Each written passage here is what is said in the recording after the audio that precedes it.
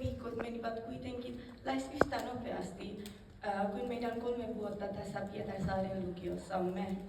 Ja tänään 30. toukokuuta 2026 seisomme täällä meille tärkeiden ihmisten edessä ylpeinä valkolaki päässämme. Muistan edelleen ensimmäisen päiväni lukiossa. Uudet valtavat käytävät, jotka veivät meidän uuteen luokkaan, ja siellä meitä odottivat uudet opettajamme hymy kasvoillaan ja lempeä ilmapiiri ympärillään. Näiden 3 vuoden aikana emme oppineet ainoastaan matematiikkaa, kieliä tai historiaa. Opimme tuntemaan toisemme.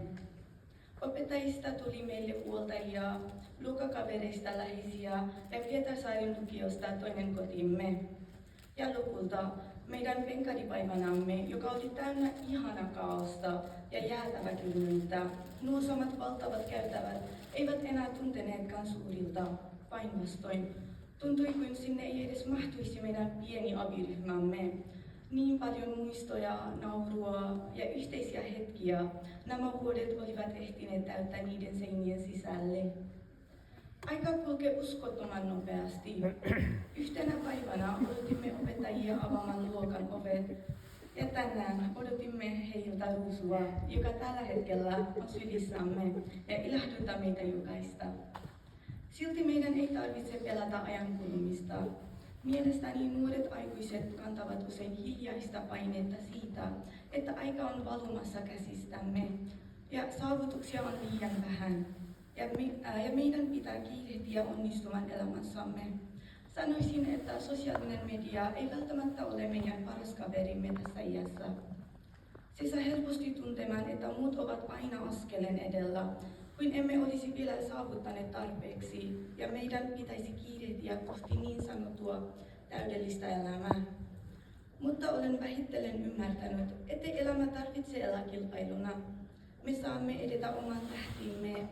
Kaiken ei tarvitse olla heti selvää, sillä olemme vasta aloittamassa matkamme aikuisuuteen, ja meillä on vielä riittävästi aikaa. Uskon vahvasti siihen, että meidän on nautittava elämän jokaisesta hetkestä. Valkolaki tuo elämässämme saavutuksien lisäksi vastuutakin. Tulevaisuus ei varmasti ole aina helppo. Vastaan tulee vaikeita hetkiä, epävarmuutta ja epäonnistumisia. Toivon kuitenkin, ettemme koskaan unohtaisi etsiä pieniä ilon hetkiä myös vaikeina aikoina. Aivan kuten löysimme niitä myös koeviikolla, ylioppilaskirjoitusten keskellä ja jopa silloin, kun joudumme rehtorin puhutteluun. Vaikka olemme tehneet virheitä ja myös kaatuneet niitä, mielestäni juuri niistä hetkistä syntyvät usein kaikkien rakkaimmat ja unohtumattomimmat muistot. Tästä päivästä eteenpäin tiemme erkanevat. Jotkut suuntaavat jatko-opintoihin, jotkut pitävät välivuoden ja jotkut lähtevät armeijaan, ja sen jälkeen jatkamme omille poluillemme, jokainen kohti omanlaistaan elämää. Vaikka tulevaisuutemme vievät meidän eri suuntiin, toivon sydämestäni, että vielä 20 tai 30 vuoden päästä muistellessamme lukioaikojamme, meille nousee kasvoille sama lämmin hymy kuin tänään.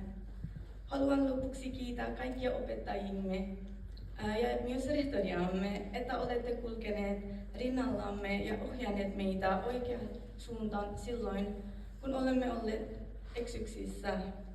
Kiitos siitä, että loitte meille sellaisen ympäristön, jossa pystyimme vitsailla, nauraa, oppia, epäonnistua, itkeä ja kasvaa. Haluan myös kiittää meidän rakkaita vanhempiamme ja läheisiämme siitä, että olette jaksaneet uskoa meihin, myös silloin, kun emme itse uskoneet itseemme. Ja lopuksi kiitos rakkaat luokkalaiseni, uudet ylioppilaat, näistä 3 vuodesta. Tänään meidän yksi vaihe päätyy, mutta samalla alkaa jotain aivan uutta, tuntematon, jännittävä ja toiveikas tulevaisuus. Kiitos.